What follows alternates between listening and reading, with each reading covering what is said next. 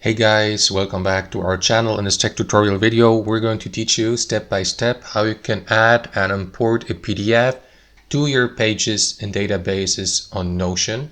So let us dive into it and show you how to do it, guys. So head over to Notion, access your workspace in the top left corner.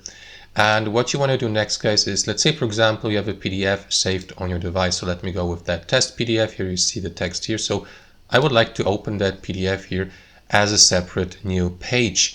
To do that, guys, what you want to do is simply click into these three dots in the top right corner and use the built-in import feature or tool. Here at the bottom you will see import, so click into it. After that, you may, for example, decide to import into a new page or stay on the given page. So let me create a completely new page by clicking on yes, continue here. And after that, select PDF as your imported file format here. You may also go with CSV, HTML, Word, and so on and so forth. So it works also with other file formats, but for the sake of this tutorial, we're going to go with PDF. After that, locate the given PDF on your device. Wait for the upload process to be finished.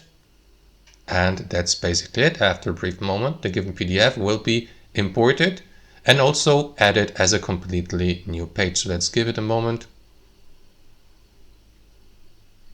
And there you go. As you can see, it resembles the exact text here in the PDF, and it has, as previously mentioned, been added as a separate page here to the left with the title. So now you can customize and edit it. And yeah, basically the PDF has been converted into a Notion page so that you can work with it here.